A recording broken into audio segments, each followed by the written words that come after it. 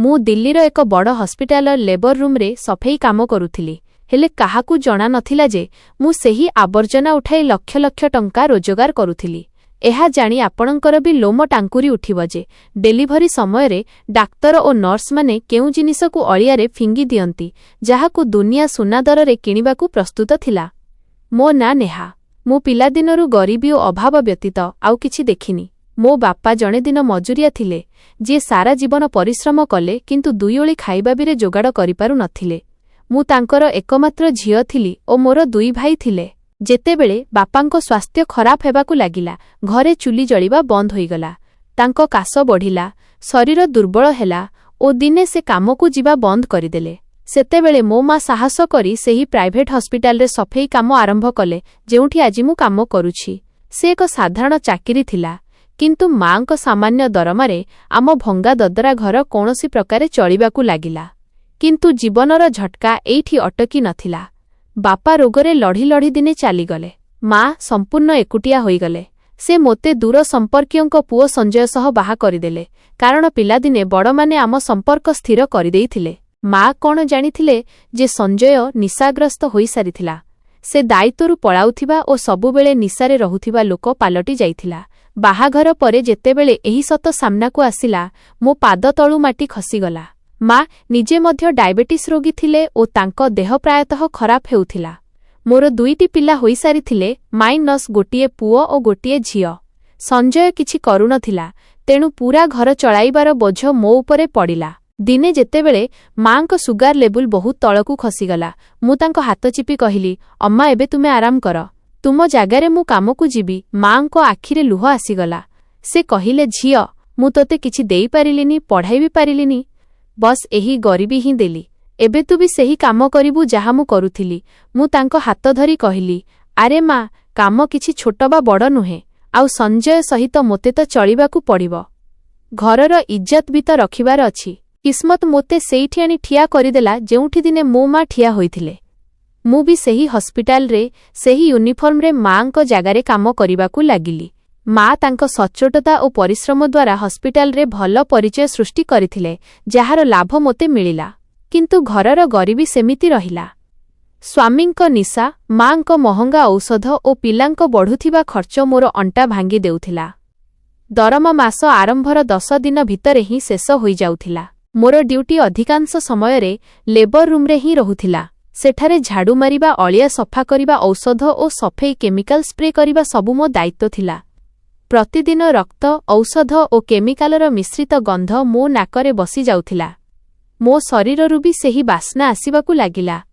Labour room एक अजब जागा। केतेबेले कौनसी शिशुर प्रथम कांद शुणा जाए तो केतेबेले कौनसी मार चित्कार।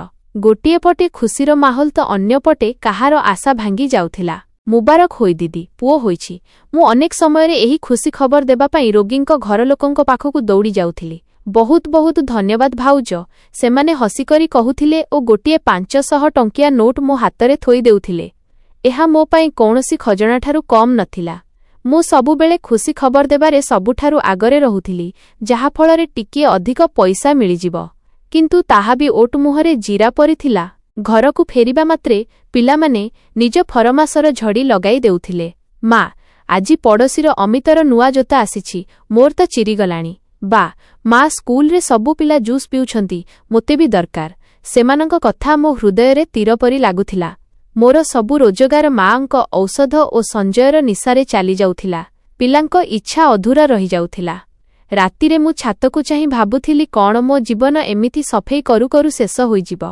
कौन केबे एही गरीबीर अंधार शेष हेब कि नाही। किंतु दिने किस्मत करभट नेला ओ एमिति पलटा नेला जे मोते तळू उठाई आकाशरे पहुंचाई देला। किंतु मु कौन जानिथिली जे जेउ अलियाकू मु प्रतिदिन उठाउछि सेथिरे मो भाग्य लुचि रहिछि। से राति जहा मोते किछि दिनरे धनी करिदेब, मात्र जहार मूल्य मोते जीवन सारा देबाकू पड़िब। सेदिन एक चक कला गाड़ी मो घर सामनारे आसी ठिया हेला। गलीर सबु पिला खेल छाड़ी सेही कला गाड़ी को ही देखिबाकू लागिले। आम गलीरे एते बड़ और सफा सुतुरा गाड़ी केबे आसी नथिला। मो दरजा पाखरे ठिया होई आश्चर्य हेउथिली। मो घर सामनारे एही गाड़ीर काम कौन? सेथिरु एक पेंटकोट पिंधिथिबा सफा सुतुरा लोक ओह्लाइले। तांको पॉलिश करा जाइथिबा जोता गलीर माटीरे भी चमकुथिला। ସେ ଏକ ନଜର ମୋ ଘର ଉପରେ ପକାଇଲେ ଓ ତାପରେ ମୋତେ ଚାହିଁ କହିଲେ, ଆପଣ ନେହା ଅଟନ୍ତି। ତାଙ୍କ ସ୍ୱର ଭାରି ଓ ଶାନ୍ତ ଥିଲା। ମୁଁ ଡରି ଡରି କହିଲି, ହଁ, ମୁଁ ହିଁ ନେହା। କିଛି କାମ ଥିଲା? ସେ ପଚାରିଲେ, ଆପଣ ଦିଲ୍ଲୀର ସେହି ବଡ଼ ହସ୍ପିଟାଲର ଲେବରରେ ସଫେଇ କାମ କରନ୍ତି? ମୋ ହୃଦୟ ଧକ୍ ହେବାକୁ ଲାଗିଲା। ତାଙ୍କୁ ମୋ କାମ ଜାଗାର ଠିକଣା କେମିତି ଜଣାପଡ଼ିଲା? ମୁଁ ଧୀରେ ମୁଣ୍ଡ ହଲାଇଲି। ହଁ, କରେ। କିଛି ଅସୁବିଧା ହୋଇଛି କି? ମୁଁ ଡରୁଥିଲି ଯେ କାଳେ ହସ୍ପିଟାଲରୁ କୌଣସି ଅଭିଯୋଗ ଥିବ। କିନ୍ତୁ ସେ ହସି କହିଲେ, ନା, କୌଣସି ଅସୁବିଧା ନାହିଁ। ବରଂ ଏବେ ଆପଣଙ୍କ ସବୁ ସମସ୍ୟା ଶେଷ ହେବାକୁ ଯାଉଛି। ମୁଁ ଚମକି ପଡ଼ିଲି। ହସ୍ପିଟାଲ କାମ ଥିଲେ ତ ସେଇଠି ଡାକିଥାନ୍ତେ, ଘରକୁ ଆସିବାର କ'ଣ ଦରକାର ଥିଲା? ମୁଁ ସନ୍ଦେହରେ ତାଙ୍କୁ ଦେଖୁଥିଲି। ସେ ପଚାରିଲେ, କ'ଣ ମୁଁ ଭିତରକୁ ଆସିପାରିବି? ମୋତେ ଆପଣଙ୍କ ସହିତ ଏକ ବହୁତ ଜରୁରୀ କଥା କହିବାର ଅଛି। ମୁଁ ଦ୍ୱିଧାରେ କହିଲି, ଠିକ୍ ଅଛି, ଆସନ୍ତୁ। ମୋର ଛୋଟ ଘର ଓ ଭଙ୍ଗା କାନ୍ଥ ତାଙ୍କ ମହଙ୍ଗା ପୋଷାକ ଆଗରେ ଲଜ୍ଜିତ ଲାଗୁଥିଲା। ସେ ବସିବା ମାତ୍ରେ ପୁରୁଣା ଚୌକିଟି କର୍କଶ ଶବ୍ଦ କଲା। ମୁଁ ସାହସ କରି କହିଲି, ଦେଖନ୍ତୁ, ମୁଁ ଅଜଣା ଲୋକଙ୍କ ସହିତ କଥା ହୁଏନି। କିନ୍ତୁ ଆପଣ ମୋ ହସ୍ପିଟାଲର ନାଁ ନେଇଛନ୍ତି। ମୁଁ ସେଠାରେ 5 ବର୍ଷ ହେବ କାମ କରୁଛି ଓ ମୋ ପୂର୍ବରୁ ମୋ ମା 15 ବର୍ଷ ପର୍ଯ୍ୟନ୍ତ ସେଇଠି କାମ କରୁଥିଲେ। ଏହା ଶୁଣି ତାଙ୍କ ଆଖିରେ ଏକ ଚମକ ଆସିଲା। ସେ କହିଲେ, ତେବେ ତ ଆପଣ ହସ୍ପିଟାଲ ଭିତରର ସବୁ କଥା ଜାଣିଥିବେ, ବିଶେଷ କରି ଲେବର ରୁମ୍ର। ମୁଁ କହିଲି, ହଁ, ଜାଣିଛି ତ, କିନ୍ତୁ ସେଠାରେ ସମସ୍ତେ ସଚ୍ଚୋଟତାର ସହ କାମ କରନ୍ତି, କୌଣସି ଭୁଲ ଜିନିଷ ହୁଏନି। ସେ ଟିକିଏ ନଇଯାଇ କହିଲେ, ବସ୍, ସେମାନଙ୍କର ଏହି ଭଲପଣର ଟିକିଏ ଫାଇଦା ଉଠାଇବାର ଅଛି, ଯାହାଦ୍ୱାରା ତୁମକୁ ଏତେ ପଇସା ମିଳିବ ଯେ ତୁମେ ଭାବି ବି ପାରିବନି। ମୁଁ ଆଶ୍ଚର୍ଯ୍ୟରେ ପଚାରିଲି, କେଉଁ ଫାଇଦା? ସେ ହସିଲେ ଓ କହିଲେ, ତୁମେ ତ ପ୍ରତିଦିନ ଅଳିଆ ଉଠାଅନା। ବାସ୍, ସେହି ଅଳିଆରେ ତୁମ ପାଇଁ ଏକ ଏମିତି ଜିନିଷ ଅଛି ଯାହା ତୁମକୁ କିଛି ଦିନରେ କୋଟିପତି କରିପାରିବ। ତାଙ୍କ କଥା ଏମିତି ଥିଲା ଯେ ଯେମିତି କେହି ମୋ ମୁଣ୍ଡରେ ହାତୁଡ଼ି ମାରିଦେଲା। କୋଟିପତି? ଆଉ ତାହା ବି ଅଳିଆରୁ? ମୋତେ ଏକ ମୁହୂର୍ତ୍ତ ପାଇଁ ଲାଗିଲା ଯେ ଏ ଲୋକଟି ପାଗଳ କିମ୍ବା ମୋତେ ପରିହାସ କରୁଛି। ଏହା ମୋର ଗରିବୀକୁ ଉପହାସ କରିବାକୁ ଆସିଛନ୍ତି କି? ମୋ ସ୍ୱର ଏକଦମ କଠୋର ହୋଇଗଲା। ମାନିଲି ତୁମେ ଧନୀ ଲୋକ ଓ ଆମେ ଅଳିଆ ଗୋଟାଳି, କିନ୍ତୁ ଆମକୁ ଆମ ଜୀବନ ବଞ୍ଚିବାକୁ ଦିଅ। ବାହାର ଏଠାରୁ। ସେ ମୋ କଥାରେ ରାଗିବା ବଦଳରେ ଧୀରେ ହସିଲେ। ନେହାଜୀ, ଯେଉଁ କଥା ମୁଁ ଆପଣଙ୍କୁ କହିବାକୁ ଯାଉଛି ତାହା ହୁଏତ ଆପଣଙ୍କ ହସ୍ପିଟାଲର ବଡ଼ ବଡ଼ ଡାକ୍ତରଙ୍କୁ ବି ଜଣାନଥିବ, କାରଣ ଏହା ହିନ୍ଦୁସ୍ତାନ ଏବଂ ଏଠାରେ ଲୋକଙ୍କୁ ଏହାର ଅନୁଭବ ନାହିଁ ଯେ ମହିଳାମାନଙ୍କଠାରୁ ଶିଶୁ ଜନ୍ମ ପରେ ଏକ ଏମିତି ଦାମୀ ଜିନିଷ ଫିଙ୍ଗି ଦିଆଯାଏ, ଯାହାଦ୍ୱାରା ହଜାର ନୁହେଁ ଲକ୍ଷ ଲକ୍ଷ ଟଙ୍କା ରୋଜଗାର କରାଯାଇପାରିବ। ତାଙ୍କ କଥାରେ କିଛି ଏମିତି ଥିଲା ଯାହା ମୋ ରାଗକୁ ଜିଜ୍ଞାସାରେ ବଦଳାଇ ଦେଲା। କେଉଁ ଜିନିଷ? କେଉଁ ଦାମୀ ଜିନିଷ? ତାହା ମୁଁ କହିବି। ସେ ନିଜ ପକେଟରୁ ଏକ ମୋଡ଼ି ହୋଇଯାଇଥିବା କାଗଜ ବାହାର କଲେ। କାଲିଠାରୁ ଯେତେବେଳେ ବି କୌଣସି ଡେଲିଭରି ହେବ, ତୁମେ ଅଳିଆରୁ ସେହି ଜିନିଷଟି ବାହାର କରି ଅଲଗା ଏକ ଥଳିରେ ରଖିଦେବ। ଠିକ୍ ଅଛି? ରଖିଦେବି, ମୁଁ ଅଧୀର ହୋଇ କହିଲି। କିନ୍ତୁ କୁହନ୍ତୁ ତ ସେ ଜିନିଷଟି ଆକାଶେ କ'ଣ? ସେ ସେହି କାଗଜଟି ମୋ ଆଡ଼କୁ ବଢ଼ାଇଲେ। ଏହା ଉପରେ ସବୁ ଲେଖା ଅଛି। ଏହାକୁ ଧ୍ୟାନର ସହ ପଢ଼ିନିଅ। କାଲିଠାରୁ ତୁମ କାମ ଆରମ୍ଭ ହେବ। ମୁଁ ତୁମ ସହିତ ନିଜେ ଯୋଗାଯୋଗ କରିବି। ଏହା କହି ସେ ଉଠି ବାହାରକୁ ଚାଲିଗଲେ। ମୁଁ ତାଙ୍କୁ ଯିବା ବାଟରେ ଦେଖୁ ରହିଲି, ଯେପର୍ଯ୍ୟନ୍ତ ତାଙ୍କ କଳା ଗାଡ଼ି ଗଳିମୋଡ଼ରୁ ଗାୟବ ହୋଇ ନ ଯାଇଛି। ତାପରେ ମୁଁ କମ୍ପୁଥିବା ହାତରେ ସେହି କାଗଜ ଖୋଲିଲି। ସେଥିରେ କେବଳ ଗୋଟିଏ ଶବ୍ଦ ଲେଖାଥିଲା, ଏକ ଏମିତି ମେଡିକାଲ ଶବ୍ଦ ଯାହାକୁ ମୁଁ କେବେ କେବେ ନର୍ସଙ୍କ ମୁହଁରୁ ଶୁଣିଥିଲି, କିନ୍ତୁ ତାର ଅର୍ଥ ମୁଁ ଜାଣିନଥିଲି। ମୁଁ ସେହି ଶବ୍ଦକୁ ବାରମ୍ବାର ପଢ଼ିଲି।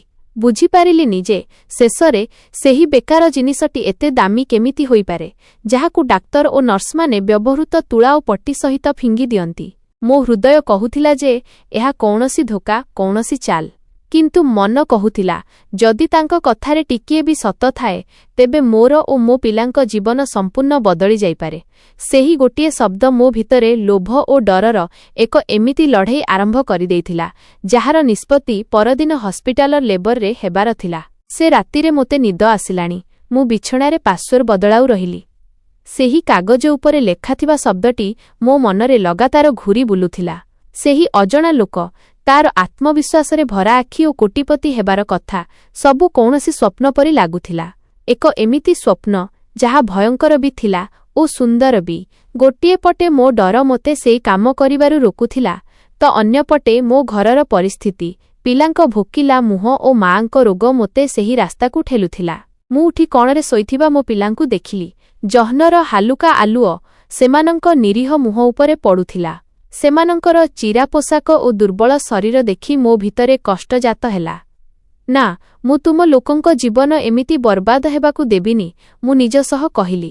ଯଦି ସେହି ଅଳିଆରେ ହିଁ ମୋ ଭାଗ୍ୟର ସୁନା ଲୁଚିଛି, ତେବେ ମୁଁ ତାକୁ ବାହାର କରିକି ରହିବି। ଏହା ଭାବିବା ମାତ୍ରେ ମୋ ଭିତରର ଡର ଯେମିତି ଗାୟବ ହୋଇଗଲା।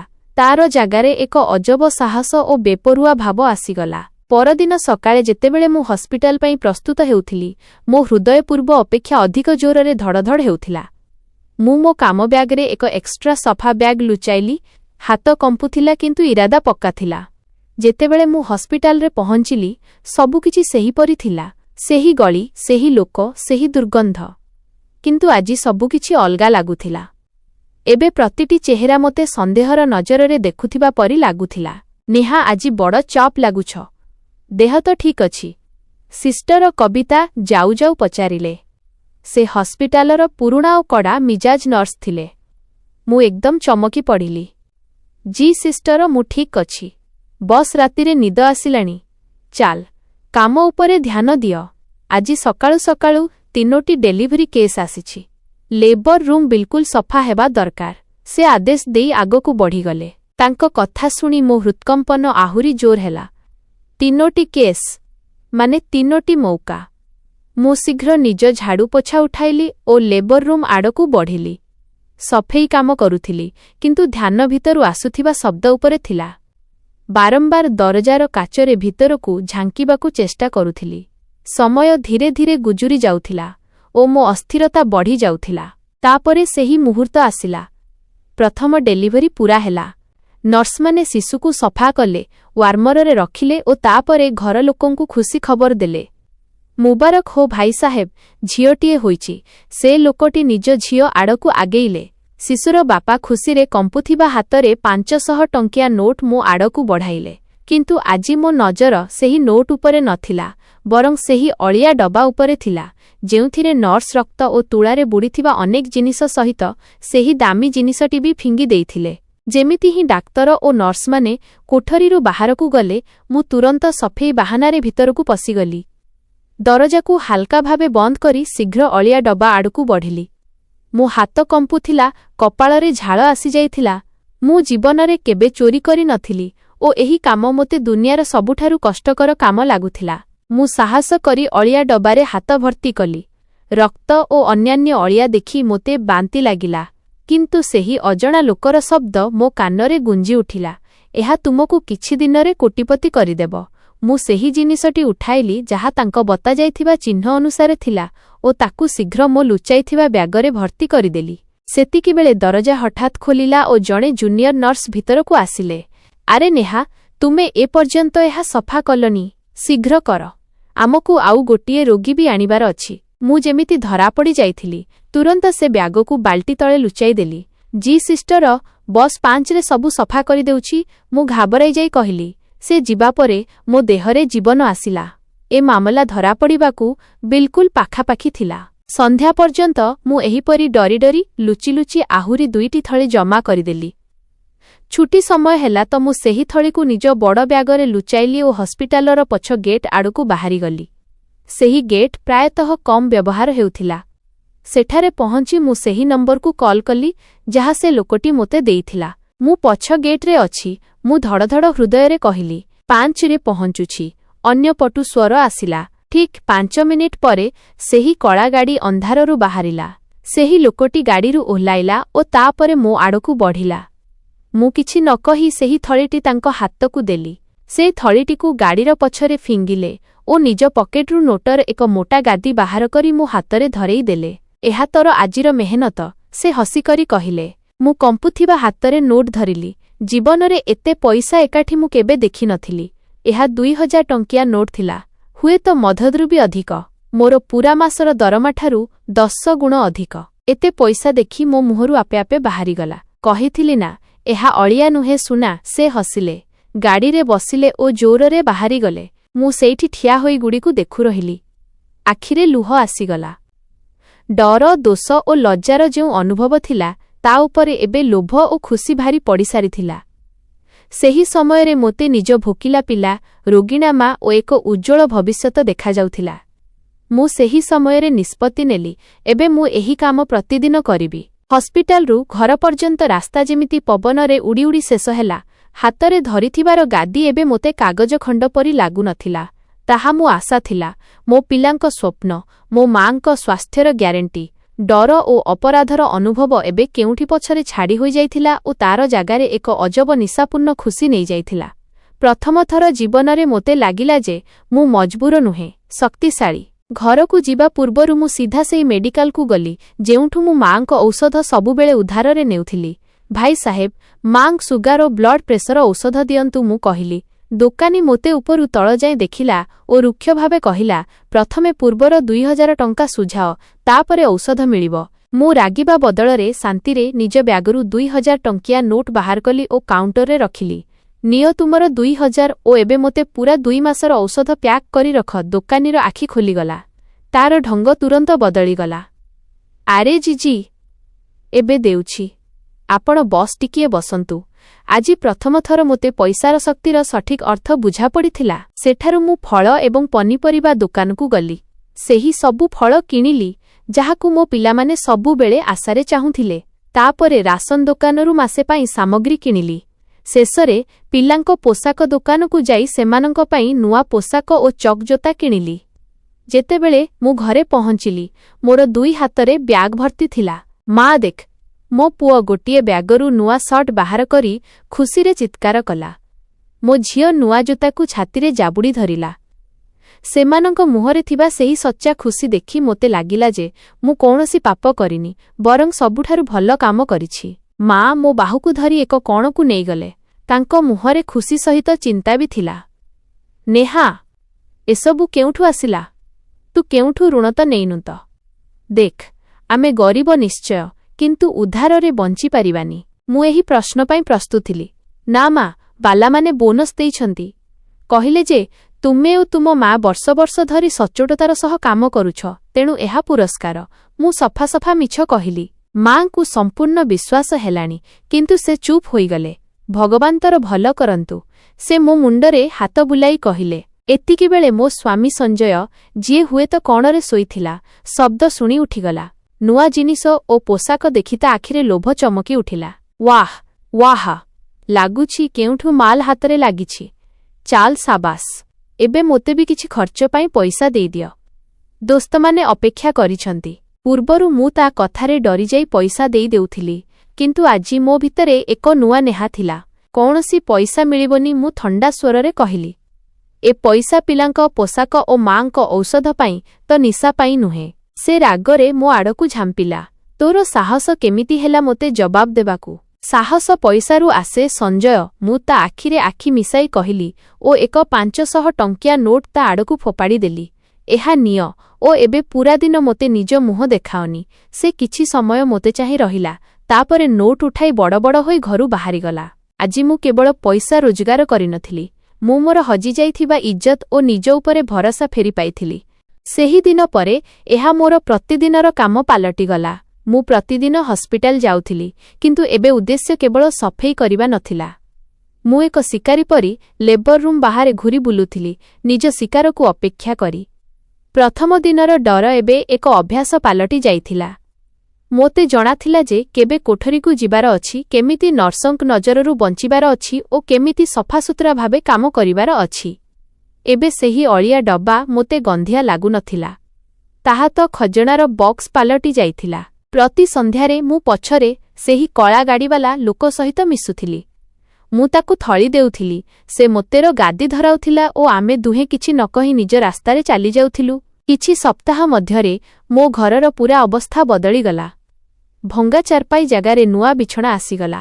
ରୋଷେଇ ଘରେ ପ୍ରତ୍ୟେକ ଜିନିଷ ଉପସ୍ଥିତ ଥିଲା। ପିଲାମାନେ ଭଲ ଖାଦ୍ୟ ଓ ଭଲ ପୋଷାକ ପିନ୍ଧିବା ଆରମ୍ଭ କରିଦେଇଥିଲେ। ମାଙ୍କ ସ୍ୱାସ୍ଥ୍ୟ ବି ଏବେ ଭଲ ଥିଲା। କିନ୍ତୁ ଏହି ପରିବର୍ତ୍ତନ କେବଳ ମୋ ଘର ପର୍ଯ୍ୟନ୍ତ ସୀମିତ ନଥିଲା। ପଡ଼ୋଶୀମାନେ ମଧ୍ୟ ଲକ୍ଷ୍ୟ କରିବାକୁ ଲାଗିଲେ। ଆରେ ୱାହ ନେହା, ଆଜି ତ ତୁ ବଡ଼ ଚମକୁଛୁ, ଜଣେ ପଡ଼ୋଶୀ କହିଲେ। ଲାଗୁଛି ତୋର ଲଟେରୀ ଲାଗିଗଲା। ମୁଁ ବସ୍ ହସିଦେଲି। ବସ୍ ଜି ଭଗବାନଙ୍କ ଦୟା। ମୋତେ ଜଣାଥିଲା ଯେ ସମସ୍ତଙ୍କ ନଜର ମୋ ଉପରେ ଅଛି। ସେମାନଙ୍କ ଫୁସ୍ଫୁସ୍, ମାଙ୍କ ଚିନ୍ତାଭରା ନଜର ସବୁକିଛି ମୁଁ ଅନୁଭବ କରୁଥିଲି। କିନ୍ତୁ ଧନର ନିଶା ମୋ ମୁଣ୍ଡରେ ଚଢ଼ି ସାରିଥିଲା। ପଇସା ଅଜବ ଜିନିଷ। ଯେତେବେଳେ ନଥାଏ ତ ଇଜ୍ଜତ ଓ ଆତ୍ମା ଦୁଇଟିକୁ ଚକଟି ଦିଏ, ଓ ଯେତେବେଳେ ଆସେ ତ ମଣିଷକୁ ତାର ଅକାତ ଭୁଲାଇ ଦିଏ। ମୋ ସହିତ ବି କିଛି ଏମିତି ହିଁ ହେଉଥିଲା। ମୁଁ ଏବେ ସେହି ପୁରୁଣା ଡରି ଯାଇଥିବା ନେହା ନଥିଲି, ଯିଏ ପ୍ରତ୍ୟେକଙ୍କ ଆଗରେ ହାତ ଯୋଡ଼ି ଦେଉଥିଲା ଓ ନଇଁ ଯାଇ ନମସ୍କାର କରୁଥିଲା। ଏବେ ମୋ ଚାଲିରେ ଏକ ଭରସା ଥିଲା, ମୋ ସ୍ୱରରେ ଏକ ଦମ୍ ଥିଲା। ମୁଁ କୁଡ଼ିଆ ଘର ଛାଡ଼ି ସେହି ଅଞ୍ଚଳର କଡ଼ରେ ଏକ ଛୋଟ କିନ୍ତୁ ପକ୍କା ଘର ଭଡ଼ାରେ ନେଇସାରିଥିଲି। ଘରେ ଫ୍ରିଜ୍, ଟିଭି ଓ ଆବଶ୍ୟକତାର ପ୍ରତ୍ୟେକ ଜିନିଷ ଥିଲା। ମୋ ପିଲାମାନେ ଏବେ ଗଳିର ଅନ୍ୟ ପିଲାଙ୍କ ପରି ଭଲ ପୋଷାକ ପିନ୍ଧୁଥିଲେ ଓ ସେମାନଙ୍କ ହାତରେ ମହଙ୍ଗା ଖେଳଣା ଥିଲା। ମୁଁ ହସ୍ପିଟାଲ କାମ ଛାଡ଼ିନଥିଲି, କାରଣ ମୋର ଅସଲି ଖଜଣା ତ ସେଇଠି ଥିଲା। କିନ୍ତୁ ଏବେ ମୁଁ ସେଠାରେ ଝାଡ଼ୁ ପୋଛା ଲଗାଉଥିବା ନେହା ମାଉସୀରୁ ନେହାଜି ପାଲଟି ଯାଇଥିଲି। ମୁଁ ଅନେକ ସମୟରେ ନର୍ସ ଓ ବାକିଅଙ୍କ ପାଇଁ ଖାଇବା ଜିନିଷ ନେଇଯାଉଥିଲି। କେବେ କାହାର ଟିକିଏ ପଇସାରେ ସାହାଯ୍ୟ ବି କରିଦେଉଥିଲି। ମୋର ଏହି ବ୍ୟବହାର ସମସ୍ତଙ୍କୁ ଆଶ୍ଚର୍ଯ୍ୟ କରିଦେଇଥିଲା, କିନ୍ତୁ କେହି ମୋତେ ସିଧାସଳଖ ପଚାରିବାକୁ ସାହସ କରୁନଥିଲେ। ନେହାଜି, ଆପଣ ତ ଦିନକୁ ଦିନ ଧନୀ ହେଉଛନ୍ତି। ଆମକୁ ବି କୁହନ୍ତୁ କେଉଁ ଯାଦୁର ଡବା ହାତରେ ଲାଗିଛି। ଦିନେ ଜଣେ ୱାର୍ଡ ବୟ ଚା ପିଉ ପିଉ ମୋ ସହିତ ମଜା କଲା। ମୁଁ ହସିକରି ଜବାବ ଦେଲି, ପରିଶ୍ରମ କରେ ତ ଭଗବାନ ଫଳ ଦିଅନ୍ତି। ତୁମେ ବି ପରିଶ୍ରମ କର, ତୁମକୁ ବି ମିଳିବ। କିନ୍ତୁ ଭିତରେ ଭିତରେ ମୁଁ ପ୍ରତି ମୁହୂର୍ତ୍ତରେ ଏକ ଅଜଣା ଡରରେ ବଞ୍ଚୁଥିଲି। ରାତିରେ ଟିକିଏ ଶବ୍ଦ ହେଲେ ମୋ ଆଖି ଖୋଲି ଯାଉଥିଲା। ଯଦି କେହି ମୋତେ ଘୁରି ଚାହିଁ ଦେଉଥିଲା ତ ମୋ ହୃଦୟ ଥରି ଉଠୁଥିଲା। ମୋତେ ସବୁବେଳେ ଲାଗୁଥିଲା ଯେମିତି କେହି ମୋ ପିଛା କରୁଛି, ଯେମିତି କାନ୍ଥର ବି କାନ ଅଛି ଯାହା ମୋ ରହସ୍ୟ ଶୁଣୁଛନ୍ତି। ମୋର ଲୋଭ ମୋତେ ପ୍ରତିଦିନ ଏହି ନିଆଁରେ ଝୁଙ୍କୁଥିଲା, କିନ୍ତୁ ମୋର ବିବେକ ମୋତେ ପ୍ରତିରେ ଟୋକା କରୁଥିଲା।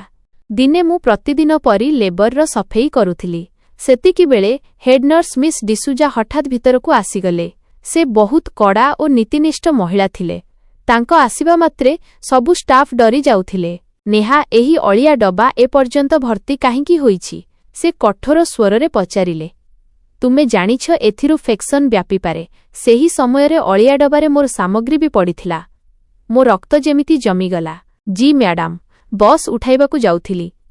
ଦ୍ୱିତୀୟ ରୋଗୀର ଅବସ୍ଥା ଖରାପ ଥିଲା ତ ସେଇଠି ସାହାଯ୍ୟ କରିବାକୁ ଚାଲିଯାଇଥିଲି, ମୁଁ ହଡ଼ବଡ଼େଇ ଯାଇ କହିଲି। ସେ ସନ୍ଦେହଭରା ନଜରରେ ମୋତେ ଓ ତାପରେ ଅଳିଆ ଡବାକୁ ଦେଖିଲେ। ଆଜିକାଲି ତୁମ ଧ୍ୟାନ କାମରେ କମ୍ ଓ ଏଣେତେଣେ ଅଧିକ ରହୁଛି। ମନେରଖ, ଏହା ହସ୍ପିଟାଲ, ତୁମ ଘର ନୁହେଁ। ଏଠାରେ ଛୋଟ ଭୁଲ ବି କାହାର ଜୀବନ ନେଇପାରେ। ଏହା କହି ସେ କୋଠରୀରୁ ଚାଲିଗଲେ। ତାଙ୍କ ଯିବା ପରେ ମୁଁ ଗଭୀର ନିଶ୍ୱାସ ନେଲି। ମୋ ପାଦ କମ୍ପୁଥିଲା। ଏହା ଏପର୍ଯ୍ୟନ୍ତର ସବୁଠାରୁ ବଡ଼ ବିପଦ ଥିଲା। ସେହି ଘଟଣା ମୋତେ ଆହୁରି ସମ୍ଭାଳି କରି ଚାଲିବାକୁ ବାଧ୍ୟ କଲା। କିନ୍ତୁ ମୋ ଭିତରର ଲୋଭ ଏବେ ବି କମି ନଥିଲା। ପଇସା ମୋ ଘରର ବାତାବରଣ ମଧ୍ୟ ବଦଳାଇ ଦେଇଥିଲା। ମୋ ସ୍ୱାମୀ ସଞ୍ଜୟ ଏବେ ମୋ ସହିତ ନା ଝଗଡ଼ା କରୁଥିଲା ନା ହାତ ଉଠାଇବାକୁ ସାହସ କରୁଥିଲା। ତାକୁ ଜଣାଥିଲା ଯେ ତାର ମଦ ଓ ଆୟାସ ଏବେ ମୋ ପଇସାରେ ଚାଲିଛି। ସେ ଶିଆଳ ପରି ମୋ ଆଗ ପଛରେ ବୁଲୁଥିଲା। ନେହା, ଆଜି ଦୋସ୍ତମାନଙ୍କ ସହିତ ପାର୍ଟିର ପ୍ଲାନ୍ ଅଛି। କିଛି 1000 ଟଙ୍କା ଦରକାର। ସେଇଦିନେ ସନ୍ଧ୍ୟାରେ ମୋ ପାଖକୁ ଆସି କହିଲା। ମୁଁ ଟିଭିରୁ ନଜର ନ ହଟାଇ କହିଲି, ପାର୍ଟି କେଉଁ ଖୁସିରେ? ତୁମେ କେଉଁ କାମ କରିଦେଲଣି? ଆରେ ଜାନୁ, ତୁମେ ଯାହା ରୋଜଗାର କରୁଛ ତାହା ମୋର ହିଁ ତ। ଏବେ ଟିକିଏ ବହୁତ ହକ୍ ତ ବନୁଛି ନା ମୋର? ସେ ଚାଟୁକାରିତା କଲା। ମୁଁ ରାଗରେ ଦେଖିଲି, ତୁମର କୌଣସି ହକ୍ ନାହିଁ। ଏହା ମୋ ପରିଶ୍ରମର କମାଇ। ତାପରେ ମୁଁ ଭାବିଲି ଯେ ତା ସହିତ ଝଗଡ଼ା କରିବା ବେକାର। ମୁଁ ପର୍ସରୁ କିଛି ନୋଟ୍ ବାହାର କଲି ଓ ତା ଆଡ଼କୁ ଫୋପାଡ଼ି ଦେଲି। ଆଗାମୀ ସମୟରେ ମୋ ସହିତ ଏହିପରି କଥାବାର୍ତ୍ତା କରିବନି। ସେ ପଇସା ଉଠାଇ ଚପ୍ ଚାଲିଗଲା। ଏବେ ଘରେ ଶକ୍ତିର ସନ୍ତୁଳନ ସମ୍ପୂର୍ଣ୍ଣ ବଦଳି ଯାଇଥିଲା। କିନ୍ତୁ ମୋ ମା ମୋର ଏହି ବଦଳି ଯାଇଥିବା ଅବସ୍ଥାରେ ଖୁସି ନଥିଲେ। ସେ ଅନେକ ସମୟରେ ମୋତେ ଚିନ୍ତା ଓ ଦୁଃଖରେ ଦେଖୁଥିଲେ। ଏକ ରାତିରେ ଯେତେବେଳେ ପିଲାମାନେ ଶୋଇଗଲେ ସେ ମୋ ପାଖକୁ ଆସି ବସିଲେ। ଝିଅ, ମୋତେ ସତ୍ କହ, ଏସବୁ କ'ଣ ଚାଲିଛି? ଏତେ ପଇସା କେଉଁଠୁ ଆସୁଛି? ସେହିର କଥା ମୋତେ ହଜମ ହେଉନି। ମୋତେ ଡର ଲାଗୁଛି ଯେ ତୁ କେଉଁଠି ଭୁଲ ରାସ୍ତାରେ ତ ଚାଲିଯାଇନୁ। ମୁଁ ତାଙ୍କ ଆଖିରେ ଆଖି ମିଶାଇ ପାରିଲିନି। ମା, ତୁମେ ଅଯଥା ବ୍ୟସ୍ତ ହେଉଛ। ସବୁ ଠିକ୍ ଅଛି। ତୁମେ ବସ୍ ନିଜ ସ୍ୱାସ୍ଥ୍ୟର ଧ୍ୟାନ ରଖ ଓ ଖୁସିରେ ରୁହ। ଆମେ ବହୁତ ଗରିବୀ ଦେଖିଛୁ। ଏବେ ଭଲ ଦିନ ଆସିଛି ତ ତାହାର କଦର କର। ଝିଅ, ଖରାପ ପଇସାରୁ ଆସିଥିବା ଭଲ ଦିନ କେବେ ଶାନ୍ତି ଦିଏନି। ମାଙ୍କ ଆଖିରୁ ଲୁହ ବାହାରି ଆସିଲା। ମୋତେ ତ ଆଖିରେ ସେହି ପୁରୁଣା ନିରୀହତା ଦିଶୁନି, ଏକ ଡର ଦିଶୁଛି। କହିଦେ, ଏହା ପୂର୍ବରୁ ଯେ ବିଳମ୍ବ ହୋଇଯିବ। ମୁଁ କିଛି ନ କହି ନିଜ କୋଠରୀକୁ ଚାଲିଗଲି। ମାଙ୍କ ଲୁହ ମୋ ହୃଦୟରେ ଗଭୀର ଆଘାତ କରିଥିଲା। କିନ୍ତୁ ଏବେ ଫେରିବାର ରାସ୍ତା ବନ୍ଦ ହୋଇଯାଇଥିଲା। ମୁଁ ସେହି ଦଳଦଳରେ ବେକ ପର୍ଯ୍ୟନ୍ତ ପଶି ସାରିଥିଲି, ଯେଉଁଠୁ ବାହାରିବା ମୋ ବଶରେ ନଥିଲା। କିଛି ମାସ ମଧ୍ୟରେ ମୁଁ ଧନୀ ହୋଇଯାଇଥିଲି। ମୋ ପାଖରେ ସେହି ସବୁକିଛି ଆସିଗଲା, ଯାହା ମୁଁ କେବେ ସ୍ୱପ୍ନରେ ବି ଭାବି ନଥିଲି। ମୁଁ ଭଡ଼ା ଘର ଛାଡ଼ି ନିଜର ଛୋଟ ବଙ୍ଗଳା କିଣି ନେଇଥିଲି। ମୋ କୁଡ଼ିଆ ଘରର ଜୀବନ ଏବେ ବସ୍ ଏକ ସ୍ମୃତି ହୋଇ ରହିଗଲା। କିନ୍ତୁ ମୁଁ କାମ ଛାଡ଼ି ନଥିଲି। ମୋର ଲୋଭ ମୋତେ ପ୍ରତିଦିନ ସେହି ହସ୍ପିଟାଲର ଲେବରକୁ ଟାଣି ଆଣୁଥିଲା। ମୁଁ ଏବେ ବି ସେହି ପୁରୁଣା ସାଧା ପୋଷାକ ପିନ୍ଧି ଯାଉଥିଲି, ଯାହାଫଳରେ କାହାକୁ ସନ୍ଦେହ ନ ହେଉ। ଦିନ ରାତି ମୁଁ ସଫେଇ କରୁଥିଲି ଓ ଯେମିତି ହିଁ ମୋତେ ନିଜ କାମର ସେହି ଜିନିଷ ମିଳୁଥିଲା, ତାକୁ ବ୍ୟାଗରେ ଲୁଚାଇ ଦେଉଥିଲି ଓ ସନ୍ଧ୍ୟାରେ ସେହି କଳା ଗାଡ଼ିବାଲାକୁ ଦେଇ ଆସୁଥିଲି। ସେହି ଲୋକଟି ମୋର ସାହାଯ୍ୟକାରୀ ବି ଥିଲା ଓ ମୋର ସବୁଠାରୁ ବଡ଼ ଡର ବି। ଏତେ ମାସରେ ଆମ ଭିତରେ କାମ ବ୍ୟତୀତ କୌଣସି କଥା ହୋଇନଥିଲା। କିନ୍ତୁ ଦିନେ ସନ୍ଧ୍ୟାରେ ଯେତେବେଳେ ମୁଁ ତାକୁ ଥଳି ଦେଲି ଓ ସେ ମୋତେ ପଇସାର ଗାଦି ଦେଲା, ମୁଁ ସାହସ କରି ପଚାରିଲି, ସାହେବ, ଏକ କଥା ପଚାରିବି? ସେ ମୋତେ ଦେଖି କହିଲା, ପଚାର। ଶେଷରେ ଆପଣ ଏହି ଅଳିଆର କରନ୍ତି କ'ଣ? ଏହା ଏତେ ଦାମୀ କାହିଁକି? ସେ କିଛି ସମୟ ଚୁପ୍ ରହିଲେ, ତାପରେ ହସିଲେ। ତୁମକୁ ପଇସା ସହ ମତଲବ ଅଛି ନା, ତାହାର ଡିଟେଲ୍ସ ସହ ଅଧିକ ଜାଣିବାକୁ ଚେଷ୍ଟା କରନି। ବସ୍ ଏତିକି ବୁଝିନିଅ ଯେ ଏହି ମାଲ ଅନ୍ୟ ଦେଶକୁ ପଠାଯାଏ, ଯେଉଁଠି ଲୋକେ ଏହାର ଭଲ ଦାମ ଦିଅନ୍ତି। କିନ୍ତୁ କାହିଁକି? ମୁଁ ପୁଣି ପଚାରିଲି। ସେ କହିଲେ, ନେହାଜୀ, ଏକ ମଣିଷର ଅଳିଆ ଅନ୍ୟ ମଣିଷର ଖଜଣା ହୋଇଥାଏ। ଏହା କହି ସେ ଗାଡ଼ିର କାଚ ଉପରକୁ କରିଦେଲେ ଓ ସେଠାରୁ ଚାଲିଗଲେ। ତାଙ୍କ ଜବାବ ମୋ ମନରେ ଅନେକ ପ୍ରଶ୍ନ ଛାଡ଼ିଗଲା। ମୁଁ ଯେତେ ଏହି କାମରେ ଫସି ଯାଉଥିଲି, ସେତିକି ମୋର ଡର ଓ ବ୍ୟସ୍ତତା ବଢ଼ି ଯାଉଥିଲା। ଏବେ ପରିସ୍ଥିତି ବଦଳୁଥିଲା। ଏବେ ସମସ୍ତଙ୍କୁ ଜଣାଥିଲା ଯେ ମୁଁ ହଠାତ୍ ଧନୀ କେମିତି ହୋଇଗଲି। ଡାକ୍ତର ଓ ନର୍ସମାନେ ଏବେ ଅନେକ ସମୟରେ ମୋତେ ଅଟକାଇ ସେହି ବିଷୟରେ ପଚାରୁଥିଲେ। ସବୁଠାରୁ ଅଧିକ ଥିଲେ ସିଷ୍ଟର କବିତା, ଯାହାଙ୍କ ନଜର ସବୁବେଳେ ମୋ ଉପରେ ହିଁ ଲାଗି ରହୁଥିଲା। ସେ ଅନେକ ସମୟରେ ମୋତେ ଲେବର ରୁମ୍ ଆଖପାଖରେ ଏମିତି ବୁଲୁଥିବାର ଧରି ପକାଉଥିଲେ। ନେହା, ତ ଡ୍ୟୁଟି ତ ସକାଳର ସିଫ୍ଟରେ ଶେଷ ହୋଇଯାଏ, ତେବେ ଏହି ସମୟରେ ତୁ ଏଠାରେ କ'ଣ କରୁଛୁ? ଦିନେ ଦ୍ୱିପ୍ରହରରେ ସେ ମୋତେ ଗଳିରେ ଅଟକାଇଲେ। ସେ ମୁଁ ବସ୍ ଘରକୁ ଯାଉଥିଲି ତ ଭାବିଲି ଦେଖିନିଏ, କୌଣସି କାମ ତ ନାହିଁ। ମୁଁ ଡରି ଡରି କହିଲି। ସେ ହସିକରି ବ୍ୟାଙ୍ଗ କଲେ। କାମ ତୁ ଆଜିକାଲି ବହୁତ କରୁଛୁ ନେହା। ଏତେ ଯେ ତ କୁଡ଼ିଆ ଏବେ ମହଲ ପାଲଟି ଗଲାଣି। ଆମକୁ ବି ତ ଦେଖା କେବେ। ତାଙ୍କ ସ୍ୱରରେ ଲୁଚି ରହିଥିବା ସନ୍ଦେହ ମୋ ହୃଦୟରେ ବିପଦର ଘଣ୍ଟି ବଜାଇ ଦେଲା। ମୁଁ କଥା ବୁଲାଇବାକୁ ଚେଷ୍ଟା କଲି। ସିଷ୍ଟର, ଯାହାକୁ ଭଗବାନ ଦିଅନ୍ତି, ତାଙ୍କୁ ଛପର ଫାଡ଼ି କରିଦିଅନ୍ତି। ମୋ ଗରିବ ଉପରେ ବି ତାଙ୍କ କୃପା ହୋଇଗଲା, ତ ଏଥିରେ ଅଜବ କ'ଣ ଅଛି? ସେ ଆଖି ବଡ଼ ବଡ଼ କରି ଚାହିଁଲେ। ଅଜବ ତ ଏହି କଥାରେ ଅଛି ନେହା ଯେ ଭଗବାନଙ୍କ କୃପା କେବଳ ଲେବରର ଅଳିଆ ଡବା ଉପରେ ହିଁ କାହିଁକି ବର୍ଷେ? ଏହା ଶୁଣିବା ମାତ୍ରେ ମୋ ପାଦ ତଳୁ ମାଟି ଖସିଗଲା। କ'ଣ ତାଙ୍କୁ କିଛି ଜଣା ପଡ଼ିଗଲାଣି? କ'ଣ ସେ ମୋତେ ଦେଖିଦେଇଛନ୍ତି? ମୁଁ ଜବାବ ନ ଦେଇ ସେଠାରୁ ବାହାରିଗଲି। ପ୍ରଥମ ଥର ଲାଗିଲା ଯେ ଏବେ ମୋ ଖେଳ ଶେଷ ହେବାକୁ ଯାଉଛି। ଘରେ ପହଞ୍ଚିଲି ତ ମା ପୂଜା ଚଟେଇ ଉପରେ ବସିଥିଲେ।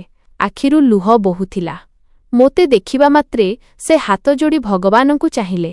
ହେ ଭଗବାନ, ଯଦି ମୋ ଝିଅ ଭୁଲ ରାସ୍ତାରେ ଚାଲିଯାଇଛି, ଯଦି ଏହି ପଇସା କୌଣସି ଖରାପ କାମରୁ ଆସୁଛି, ତେବେ ତାକୁ ସଦ୍ବୁଦ୍ଧି ଦିଅନ୍ତୁ କିମ୍ବା ଏହି ଦଳଦଳରୁ ବାହାର କରନ୍ତୁ। ତାଙ୍କ ଶବ୍ଦ ମୋ ଛାତିରେ ତୀର ପରି ପଶିଗଲା।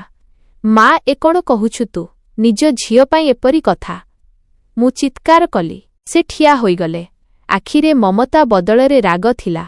ହଁ ନେହା, କାରଣ ମୁଁ କୌଣସି ଚୋର ଓ ପାପୀର ମା ହେବାକୁ ଚାହେଁନି। ସତ କହ, ଏ ପଇସା କେଉଁଠୁ ଆସୁଛି?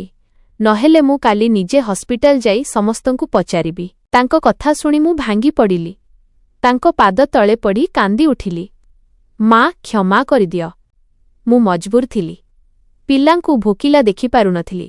ତୁମକୁ ବିନା ଔଷଧରେ ଛଟପଟ ହେଉଥିବା ଦେଖିପାରୁନଥିଲି। ମା କଠୋରତାର ସହ କହିଲେ, ମଜବୁରୀ ମଣିଷଠାରୁ ପାପ କରାଏନି ନେହା, ଲୋଭ କରାଏ। ସେ ମୋତେ ଝଟକା ଦେଇ ନିଜଠାରୁ ଦୂର କରିଦେଲେ। ତୁ ଆମ ଇଜ୍ଜତ ମାଟିରେ ମିଶାଇଦେଲୁ। ସେହି ରାତିରେ ମୁଁ ଶୋଇପାରିଲିନି। ମାଙ୍କ କଥା, ସିଷ୍ଟର କବିତାଙ୍କ ସନ୍ଦେହ ଭରା ନଜର ଓ ସେହି ଅଜଣା ଲୋକର କଥା ସବୁ ମୋ ମୁଣ୍ଡରେ ହାତୁଡ଼ି ପରି ଚାଲୁଥିଲା। ଲାଗୁଥିଲା ଯେମିତି ମୋ ନିଶ୍ୱାସ ବନ୍ଦ ହୋଇଯାଉଛି। ପରଦିନ ଭାରି ହୃଦୟରେ ମୁଁ ହସ୍ପିଟାଲ ପହଞ୍ଚିଲି। ମୁଁ ଭାବି ନେଇଥିଲି ଆଜି ଶେଷଥର ପାଇଁ ଏହି କାମ କରିବି।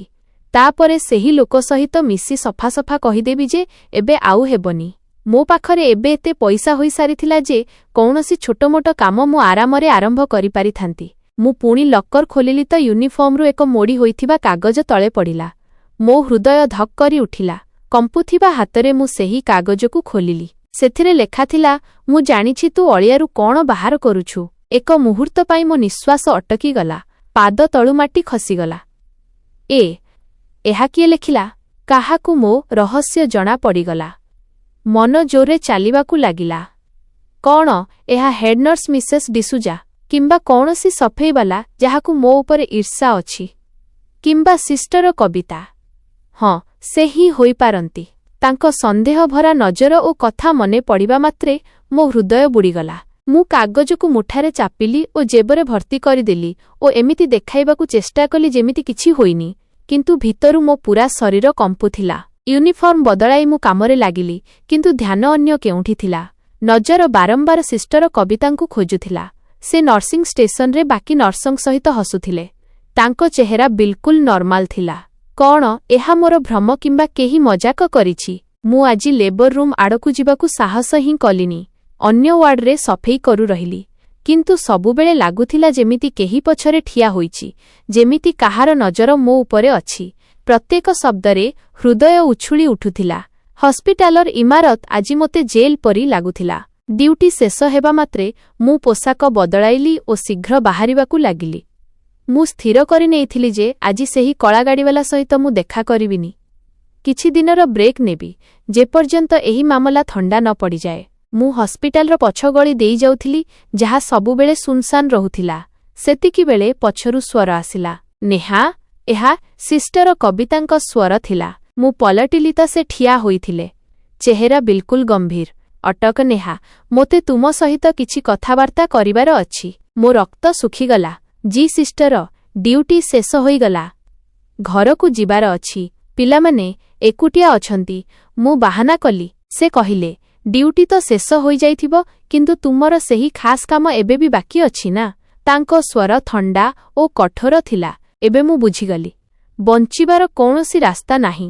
ମୁଁ ଚାପ୍ ମୁଣ୍ଡ ନୁଆଁଇ ଠିଆ ହୋଇ ରହିଲି। ସେ କହିଲେ, ମୁଁ ତୁମକୁ କାଲି ବି ହସ୍ପିଟାଲ ପଛରେ ସେହି କଳା ଗାଡ଼ିବାଲା ପାଖରେ ଦେଖିଥିଲି। କିଏ ସେ, ଯିଏ ସାମ୍ନା ଦରଜାରୁ ଆସେନି? ମୋ ଆଖିରୁ ଲୁହ ବାହାରି ପଡ଼ିଲା। ମୁଁ କାନ୍ଥର ସାହାଯ୍ୟ ନେଇ ବସିଗଲି ଓ ଭୋ ଭୋ ହୋଇ କାନ୍ଦି ଉଠିଲି। ସିଷ୍ଟର, ପ୍ଲିଜ୍ କାହାକୁ କୁହନ୍ତୁନି। ମୁଁ ବର୍ବାଦ ହୋଇଯିବି। ମୋ ପିଲାମାନେ ଅନାଥ ହୋଇଯିବେ। ସେ ମୋ ପାଖରେ ଆସି ବସିଲେ। ଏବେ ତାଙ୍କ ସ୍ୱରରେ କଠୋରତା ବଦଳରେ ଜିଜ୍ଞାସା ଥିଲା। ମୁଁ କାହାକୁ କହିବିନି। ଯଦି ତୁ ସତ ସତ କହିବୁ, ଶେଷରେ ସେହି ଥଳିଗୁଡ଼ିକରେ କ'ଣ ଅଛି ଯାହାକୁ ତୁ ଏତେ ଲୁଚାଇ ନେଇଯାଉଛୁ? ତୁ ହଠାତ୍ ଏତେ ଧନୀ କେମିତି ହୋଇଗଲୁ? ମୁଁ ହିକ୍କା ଭିତରେ କହି ପକାଇଲି, ସିଷ୍ଟର, ଯେତେବେଳେ ଆପଣମାନେ କୌଣସି ମହିଳାଙ୍କ ଡେଲିଭରି କରନ୍ତି, ଡେଲିଭରି ପରେ ଯେଉଁ ଝିଲ୍ଲି ଅର୍ଥାତ୍ ପ୍ଲାସେଣ୍ଟାକୁ ଅଳିଆରେ ଫିଙ୍ଗି ଦିଅନ୍ତି, ମୁଁ ତାକୁ ଚୋରି କରି ବିକ୍ରି କରେ। ଏହା ଶୁଣିବା ମାତ୍ରେ ସିଷ୍ଟର କବିତାଙ୍କ ଚେହେରାରେ ଘୃଣା ଓ ଆଶ୍ଚର୍ଯ୍ୟ ଛାଇଗଲା। କ'ଣ ପାଗଳ ହୋଇଗଲୁ ତୁ ନେହା? ତାହା ତ ଗନ୍ଧିଆ ଫାଲତୁ ଅଂଶ। ତାକୁ କିଏ କିଣିବ? ମୁଁ ଧୀମା ସ୍ୱରରେ କହିଲି, ମୋତେ ଜଣାନାହିଁ ସିଷ୍ଟର। ବସ୍ ସେହି ଲୋକଟି କହିଥିଲା ଯେ ଏହା ବହୁତ ଦାମୀ। କିନ୍ତୁ କାହିଁକି? ଶେଷରେ ସେ ଏହାର କରେ କ'ଣ? ସେ ରାଗରେ ପଚାରିଲେ। ମୁଁ କମ୍ପୁ କମ୍ପୁ କହିଲି, ସେ କହିଥିଲା ଯେ ସେହି ଝିଲ୍ଲିରୁ ବଡ଼ ବଡ଼ କମ୍ପାନୀମାନେ କ୍ରିମ୍ ଓ ଇଞ୍ଜେକ୍ସନ ତିଆରି କରନ୍ତି। ସେହିଗୁଡ଼ିକ ଯାହାକୁ ଧନୀ ମହିଳାମାନେ କ୍ରୁଞ୍ଚନ, ରିଙ୍କଲ୍ସ ହଟାଇବା ଓ ଯବାନ ଦେଖାଯିବା ପାଇଁ ଲଗାନ୍ତି। ସେହି ପ୍ଲାସେଣ୍ଟା ଆଣ୍ଟି ଏଜିଂ କ୍ରିମ୍ରେ ବ୍ୟବହାର ହୁଏ। ସିଷ୍ଟର କବିତାଙ୍କ ଚେହେରାରେ ଏବେ ନୀରବତା ଥିଲା। ଆଖିରେ ଆଶ୍ଚର୍ଯ୍ୟ, ଘିନ ଓ ଆଘାତ ସବୁ ଏକା ସାଙ୍ଗରେ ଥିଲା। ସେ ଶୁଣୁଥିଲେ ଏକ ଏମିତି ସତ୍ୟ ଯାହା ସେ କେବେ ଭାବି ବି ନଥିଲେ। ଯେଉଁ ଜିନିଷ ସେ ପ୍ରତିଦିନ ଅଳିଆ ଭାବି ଫିଙ୍ଗୁଥିଲେ, ତାହା ପ୍ରକୃତରେ ଲକ୍ଷ ଲକ୍ଷ ଟଙ୍କାର ସୁନା ଥିଲା, ଯାହା ଜଣେ ମହିଳାଙ୍କ ଶରୀରରୁ ବାହାରି ଅନ୍ୟ ଜଣେ ମହିଳାଙ୍କ ଚେହେରାର ସୁନ୍ଦରତା ବଢ଼ାଇବାରେ କାମରେ ଆସୁଥିଲା। ରାଜ ଖୋଲି ସାରିଥିଲା। ସିଷ୍ଟର କବିତାଙ୍କ ଆଖିରେ ସନ୍ଦେହ ଓ ଆଶ୍ଚର୍ଯ୍ୟର ଯେଉଁ ଲହରୀ ଦୌଡ଼ୁଥିଲା, ତାହା ପ୍ରତିରେ ବଦଳୁଥିଲା। ମୁଁ ତାଙ୍କ ପାଦତଳେ ବସି ନିଜ ଭାଗ୍ୟର ଫଇସଲାକୁ ଅପେକ୍ଷା କରୁଥିଲି ଯେ ଏବେ ସେ ମ୍ୟାନେଜମେଣ୍ଟକୁ ଡାକିବେ, ପୋଲିସ ଆସିବ ଓ ମୋର ସବୁକିଛି ଶେଷ ହୋଇଯିବ। ଏହି ଖିଆଲ ମୋ ମନରେ ବାରମ୍ବାର ଘୁରୁଥିଲା, କିନ୍ତୁ ତାଙ୍କ ନୀରବତା ବଢ଼ିବାରେ ଲାଗିଥିଲା। ସେ ମୋତେ ନୁହେଁ, ବରଂ ସାମ୍ନାର କାନ୍ଥକୁ ଘୁରି ଚାହୁଁଥିଲେ, ଯେମିତିକି ତାଙ୍କ ମନ କୌଣସି ଗଭୀର ଚିନ୍ତାରେ ବୁଡ଼ି ରହିଛି। ତେବେ ତୁ କହୁଛୁ ଯେ ଏହି ଜିନିଷଗୁଡ଼ିକ କ୍ରୁଞ୍ଚନ ହଟାନ୍ତି? ସେ ଶେଷରେ ନୀରବତା ଭାଙ୍ଗିଲେ। ତାଙ୍କ ସ୍ୱରରେ ରାଗ ନଥିଲା, ବସ୍ ଏକ ଅଜବ ଦୁର୍ବଳତା ଥିଲା ଓ ଏମିତି ଲାଗୁଥିଲା ଯେ ସେ ଏହା ଭାବୁଥିଲେ ଯେ ଏଥିରୁ ଲକ୍ଷ ଲକ୍ଷ ମିଳେ। ମୁଁ କାନ୍ଦି କାନ୍ଦି ବସ୍ ନୀରବତାରେ ନିଜ ମୁଣ୍ଡ ହଲାଉ ରହିଲି। ଜି ସିଷ୍ଟର କବିତା, ମୁଁ ଆପଣଙ୍କୁ ସବୁ ସତ କହିଦେଲି। ଏବେ ଯେଉଁ ଦଣ୍ଡ ଦେବେ ମୁଁ ମାନିନେବି। ବସ୍ ମୋ ପିଲାଙ୍କର ଧ୍ୟାନ ରଖିବେ। ମୋର ଅନୁରୋଧ ଉପରେ ସେ ଯେମିତି ଧ୍ୟାନ ହିଁ ଦେଲେନି। ତାଙ୍କ ଧ୍ୟାନ ତ ଅନ୍ୟ କେଉଁଠି ଥିଲା। ସେ ଲୋକଟି ପ୍ରତି ଥଳି ପାଇଁ କେତେ ପଇସା ଦିଏ ଓ ତୁ ଦିନରେ କେତେ ଜମା କରିପାରୁଛୁ? ତାଙ୍କ ପ୍ରଶ୍ନ ମୋ ପାଇଁ ଆଶ୍ଚର୍ଯ୍ୟଜନକ ଥିଲା। ଦଣ୍ଡ ବଦଳରେ ଏପରି ପ୍ରଶ୍ନ କାହିଁକି? ଡରର କବଳରେ ମୁଁ ସବୁ କଥା କହିବା ଆରମ୍ଭ କଲି। ସିଷ୍ଟର କବିତା, ସେ ପ୍ରତି ଥଳିକୁ 20ରୁ 25,000 ଦେଇଥାଏ।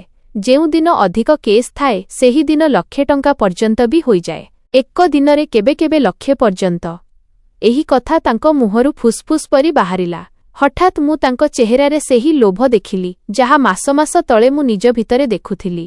ତାଙ୍କ ନିଗାହ ନିଜ ହାତ ଉପରେ ଅଟକିଗଲା, ମାଇନସ୍ ରେଖା ଓ ଛୋଟ ଛୋଟ କୃଞ୍ଚନ ଉପରେ ରହିଗଲା। ମୋତେ ଅନୁଭବ ହେଲା ଯେ ତାଙ୍କ ମନରେ ବି ସେହି ଲଢ଼େଇ ଚାଲିଥିଲା ଯାହା କେବେ ମୋ ମନରେ ଥିଲା। ସେ ନିଜ ତରିକାରେ କଠୋର କିନ୍ତୁ ସଚ୍ଚୋଟ ନର୍ସ ଥିଲେ। କିନ୍ତୁ ହୁଏତ ତାଙ୍କ ଆବଶ୍ୟକତା ତାଙ୍କ ସେହି ତରିକାଠାରୁ ବଡ଼ ଥିଲା। ହୁଏତ ତାଙ୍କର ବି କିଛି ଅଧୁରା ସ୍ୱପ୍ନ ଥିଲା ଯାହାକୁ ଛୋଟ ଦରମାରେ ପୂରା କରାଯାଇ ପାରୁନଥିଲା। ଏକ ଲମ୍ବା ଅଜବ ନୀରବତା ପରେ ସେ ଗଭୀର ନିଶ୍ୱାସ ନେଲେ ଓ ମୋ ଆଡ଼କୁ ଚାହିଁଲେ। ତାଙ୍କ ଆଖିରେ ଏବେ କୌଣସି ଦୟା ବା ରାଗ ନଥିଲା, ବସ୍ ଏକ ଥଣ୍ଡା କାରବାରୀ ଚମକ ଥିଲା। ଉଠ ନେହା, ଲୁହ ପୋଛ। ତୁମକୁ କୌଣସି ଦଣ୍ଡ ମିଳିବନି। ସେ ଏମିତି କହିଲେ ଯେମିତିକି ଫାଇସଲା ଶୁଣାଇଲେ। ମୁଁ ଆଶ୍ଚର୍ଯ୍ୟରେ ତାଙ୍କ ଆଡ଼କୁ ଚାହିଁ ରହିଲି। କଣ ମାନେ? ମୁଁ ପଚାରିଲି। ମାନେ ଏହା ଯେ କାଲିଠାରୁ ଏହି କାମ ତୁମେ ଏକୁଟିଆ କରିବନି। ତାଙ୍କର ଏହି ବାକ୍ୟ ମୋ ପାଇଁ ପୂର୍ବର ଖୁଲାସାଠାରୁ ବି ବଡ଼ ଝଟକା ଥିଲା। ମୁଁ ବୁଝିପାରିଲିନି। ସିଷ୍ଟର କବିତା ଉଠି ଠିଆ ହେଲେ ଓ ମୋ ହାତ ଧରିଲେ। ଏବେ କାନ୍ଦିବା ବନ୍ଦ। କାମର ସମୟ ଆରମ୍ଭ। ତୁମେ ବହୁତ ବୋକାମିରେ କାମ କରିଛ। କେବେ ବି ଧରାପଡ଼ି ପାରିଥାନ୍ତ। କିନ୍ତୁ ଏବେ ଏମିତି ହେବନି। ତାଙ୍କ ସ୍ୱରରେ କଠୋରତା ଥିଲା ଓ କଥାଗୁଡ଼ିକ ଗୁପ୍ତ ତରିକାରେ କହୁଥିଲେ। ଯେମିତି ହିଁ କୌଣସି କେସ୍ ଫିନିଶ୍ ହେବ, ଥଳି ଅଳିଆ ଡବାରେ ଯିବନି। ମୁଁ ତାକୁ ନିଜେ ଉଠାଇ ମେଡିକାଲ ଷ୍ଟୋରର ସେହି କଣରେ ରଖିଦେବି ଯେଉଁଠାକୁ କେହି ଯାଆନ୍ତିନି। ସେଠାରେ ତାହା ସୁରକ୍ଷିତ ରହିବ। ତୁମକୁ ବାରମ୍ବାର ଲେବର ରୁମ୍ ବାହାରେ ଠିଆ ହେବାର ଦରକାର ନାହିଁ। ଛୁଟି ସମୟରେ ତୁମେ ଷ୍ଟୋରରୁ ଥଳି ଉଠାଇ ବାହାରକୁ ଯାଇ ସେହି ଲୋକକୁ ଦେଇଦେବ। ବୁଝିଲ? ମୁଁ ତାଙ୍କ କଠୋର କଥା ଶୁଣି ଜମା ହୋଇଯାଇଥିଲି। ଯେଉଁ ମହିଳାଙ୍କୁ ମୋତେ ମୃତ୍ୟୁ ପରି ଡର ଲାଗୁଥିଲା ସେ ହିଁ ଏବେ ମୋତେ ସେହି ଭୁଲ କାମକୁ ଆହୁରି ସୁରକ୍ଷିତ ତରିକାରେ କରିବାର ଉପାୟ ଶିଖାଉଥିଲେ। ଓ ଯାହା ବି ପଇସା ଆସିବ ସେଥିରୁ 30 ମୋର ହେବ, ସେ ନିଜର ସର୍ତ୍ତ ବି ରଖିଦେଲେ। ଧୀରେ ଧୀରେ ସବୁ ଖେଳ ମୁଁ ବୁଝିବାରେ ଆସିଗଲା। ଏହା କୌଣସି ଦୟା ନଥିଲା, ଏହା ତୋର ପ୍ରସ୍ତାବ ଥିଲା। ସେ ମୋ ମଜବୁରି ଓ ମୋ ଡରକୁ ନିଜ ଉନ୍ନତିର ମାଧ୍ୟମ କରି ନେଇଥିଲେ। କିନ୍ତୁ ସିଷ୍ଟର କବିତା, ଏହା ତ ଜୁରମ ଅପରାଧ। ମୋ ମୁହଁ ଝଟକାରେ କହି ପକାଇଲା। ସେ ହସିଲେ। ଏକ କଟୁ ଖାଲି ହସ ହସିଲେ। ଜୁରମ ସେତେବେଳ ପର୍ଯ୍ୟନ୍ତ ଜୁରମ ନଥିଲା ଯେତେବେଳେ ତୁ ଏକୁଟିଆ ଲକ୍ଷ ଲକ୍ଷ କମାଉଥିଲୁ। ନେହା ବାଲା ଏହି ଦାମୀ ଜିନିଷଗୁଡ଼ିକୁ ଜଳାଇ ଶେଷ କରିଦିଅନ୍ତି। ଯଦି ଏହା କାହାର କାମରେ ଆସି ଆମକୁ କିଛି ପଇସା ଦେଉଛି ତେବେ ଏଥିରେ କ'ଣ ଖରାପ ଅଛି? ଆମେ କାହାର ହକ୍ ଛଡ଼ାଉନୁ, ବସ୍ ନିଜ ଅଂଶ ନେଉଛୁ। ମୋ ପାଖରେ ମନା କରିବାର କୌଣସି ରାସ୍ତା ନଥିଲା। ଯଦି ମୁଁ ମନା କରିଥାନ୍ତି ତେବେ ସେ ଏକରେ ମ୍ୟାନେଜମେଣ୍ଟକୁ ସବୁକିଛି କହିଦେଇଥାନ୍ତେ। ମୁଁ ଶିକାରୀଠାରୁ ବଞ୍ଚି ଅନ୍ୟ ଅଧିକ ବିପଜ୍ଜନକ ଶିକାରୀ ପାଖରେ ଆଶ୍ରୟ ନେଲି। ଠିକ୍ ଅଛି ସିଷ୍ଟର କବିତା, ମୁଁ ଦବିଯାଇଥିବା ସ୍ୱରରେ କହିଲି। ମୋତେ ମଞ୍ଜୁର ଅଛି। ସେ ମୋ କାନ୍ଧରେ ଥାପୁଡ଼େଇଲେ। ତୁମେ ଘରକୁ ଯା ଓ ଚିନ୍ତା କରନି। କାଲିଠାରୁ ଆମର ନୂଆ କାମ ଆରମ୍ଭ ହେବ। ସେହିଦିନ ଯେତେବେଳେ ମୁଁ ହସ୍ପିଟାଲରୁ ବାହାରିଲି ମୁଁ ଏକୁଟିଆ ନଥିଲି। ମୋ ସହିତ ଏବେ ସେହି ଭୁଲ କାମରେ ଆଉ ଜଣେ ସାମିଲ ହୋଇ ସାରିଥିଲେ, ମାଇନ ଜଣେ ପାଠ ପଢ଼ିଥିବା ସିନିୟର ନର୍ସ। ଆମର ଏହି ନାପାକ ସାଥୀ କେଉଁ ମଞ୍ଜିଲ ପର୍ଯ୍ୟନ୍ତ ଯିବ ତାହା ମୁଁ ଜାଣିନଥିଲି। କିନ୍ତୁ ଏକ କଥା ସଫା ଥିଲା, ବିପଦ ଓ ରୋଜଗାର ଦୁଇଟି ଯାକ ଦୁଇଗୁଣା ହୋଇଯାଇଥିଲା। ସିଷ୍ଟର କବିତାଙ୍କ ପହଞ୍ଚ ଓ ହସ୍ପିଟାଲ ସିଷ୍ଟମର ଜ୍ଞାନ କାରଣରୁ ଆମ କାମ ଏବେ ଅଧିକ ସାଫ୍ ସୁତୁରା ଓ କମ୍ ବିପଦପୂର୍ଣ୍ଣ ହୋଇଗଲା। ସେ ଜାଣିଥିଲେ କେଉଁ ସମୟରେ କେଉଁ କରିଡର ଖାଲି ରୁହେ, କେଉଁ ଡାକ୍ତରଙ୍କ ଡ୍ୟୁଟି କେବେ ବଦଳେ ଓ କେଉଁ ଷ୍ଟୋରର ଚାବି କେଉଁଠି ଝୁଲି ରହିଥାଏ। ଏବେ ମୋତେ ସାରାଦିନ ଲେବର ରୁମ୍ ବାହାରେ ବୁଲିବାର ଦରକାର ନଥିଲା। କବିତା ନିଜେ ହିଁ ସାମଗ୍ରୀକୁ ସୁରକ୍ଷିତ ଜାଗାରେ ପହଞ୍ଚାଇ ଦେଉଥିଲେ ଓ ମୁଁ ଛୁଟି ସମୟରେ ତାକୁ ଉଠାଇ ନେଇ ଯାଉଥିଲି। ପଇସା ପାଣି ପରି ବହିବାକୁ ଲାଗିଲା। ଯେଉଁଠି ପୂର୍ବରୁ ମୁଁ ପ୍ରତିଦିନ 500 ଟଙ୍କା କମାଉଥିଲି, ଏବେ ଏହି ରାଶି 1 ଲକ୍ଷରୁ 1.5 ଲକ୍ଷ ପର୍ଯ୍ୟନ୍ତ ପହଞ୍ଚିବାକୁ ଲାଗିଲା। କାରଣ ସିଷ୍ଟର କବିତା ନିଜ ପହଞ୍ଚ କାରଣରୁ ଅନ୍ୟ ଅପରେସନରୁ ମଧ୍ୟ ଦାମୀ ସାମଗ୍ରୀ ବାହାର କରିବାର ରାସ୍ତା ବାହାର କରି ନେଉଥିଲେ। ଆମେ ସ୍ଥିର କଲୁ ଯେ ସମୁଦାୟ ରାଶିର 40 ଏବେ ସିଷ୍ଟର କବିତାଙ୍କର ହେବ ଓ 60 ମୋର, କାରଣ ବାହାର ଲୋକ ସହିତ ସମ୍ପର୍କ ଓ ସୌଦା କରିବାର ଦାୟିତ୍ୱ ଓ ବିପଦ ଏବେ ବି ମୋର ହିଁ ଥିଲା। ଦୌଲତ ମୋ ଜୀବନକୁ ସମ୍ପୂର୍ଣ୍ଣ ବଦଳାଇ ଦେଇଥିଲା। ମୁଁ ଏକ ଛୋଟ ଗାଡ଼ି ନେଇସାରିଥିଲି। ମୋ ପିଲାମାନେ ସହରର ଭଲ ସ୍କୁଲରେ ପଢ଼ିବାକୁ ଲାଗିଲେ। ମୁଁ ମା'ଙ୍କ ଚିକିତ୍ସା ପାଇଁ ସହରର ସବୁଠାରୁ ବଡ଼ ଡାକ୍ତରଙ୍କ ସହିତ ଆପଏଣ୍ଟମେଣ୍ଟ ନେଇଥିଲି। କିନ୍ତୁ ମା ଏବେ ବି ମୋ ଉପରେ ଖୁସି ନଥିଲେ।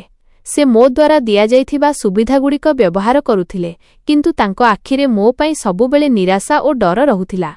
ନେହା, ଏସବୁ କେବେ ପର୍ଯ୍ୟନ୍ତ ଚାଲିବ? ସେ ଅନେକ ସମୟରେ ମୋତେ ପଚାରୁଥିଲେ। ଯେଉଁ ଜିନିଷର ମୂଳଦୁଆ ଦୁର୍ବଳ, ତାହା ଅଧିକ ଦିନ ତିଷ୍ଠେନି। ମା, ତୁମେ ଚିନ୍ତା କରନି, ମୁଁ ସବୁ ସମ୍ଭାଳି ନେବି। ମୁଁ ସବୁବେଳେ ତାଙ୍କ କଥାକୁ ଟାଳି ଦେଉଥିଲି। ଅନ୍ୟପଟେ ସିଷ୍ଟର କବିତାଙ୍କ ଜୀବନରେ ବି ବଡ଼ ପରିବର୍ତ୍ତନ ଆସୁଥିଲା।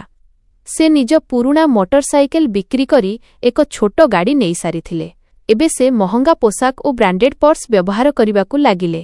ତାଙ୍କର ଏହି ହଠାତ୍ ପରିବର୍ତ୍ତନ ହସ୍ପିଟାଲରେ ସମସ୍ତଙ୍କ ନଜରରେ ଆସୁଥିଲା। ଲାଗୁଥିଲା ଯେ ସିଷ୍ଟର କବିତାଙ୍କର ବି କୌଣସି ଲଟେରୀ ଲାଗିଯାଇଛି। ଲୋକେ ତାଙ୍କ ପଛରେ କଥାବାର୍ତ୍ତା କରୁଥିଲେ। ଆମ ଭିତରେ ଏବେ ବନ୍ଧୁତା ନଥିଲା, ବସ୍ କାରବାରର ସମ୍ପର୍କ ଥିଲା।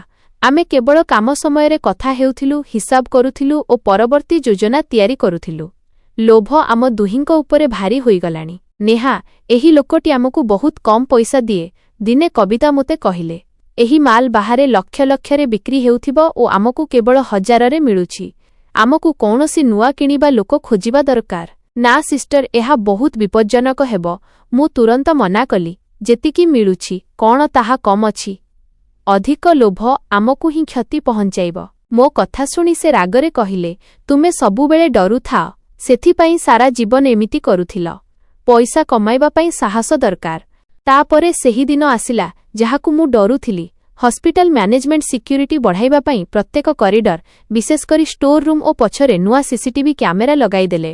ଏହି ଖବର ଆମ ପାଇଁ କୌଣସି ବମ୍ଠାରୁ କମ୍ ନଥିଲା। ସିଷ୍ଟର, ଏବେ ଆମକୁ ଏହି କାମ ତୁରନ୍ତ ବନ୍ଦ କରିଦେବା ଦରକାର। ମୁଁ ଘାବରାଇ ଯାଇ କବିତାଙ୍କୁ କହିଲି, ଏହି କ୍ୟାମେରା ଆମକୁ ଧରାଇଦେବେ।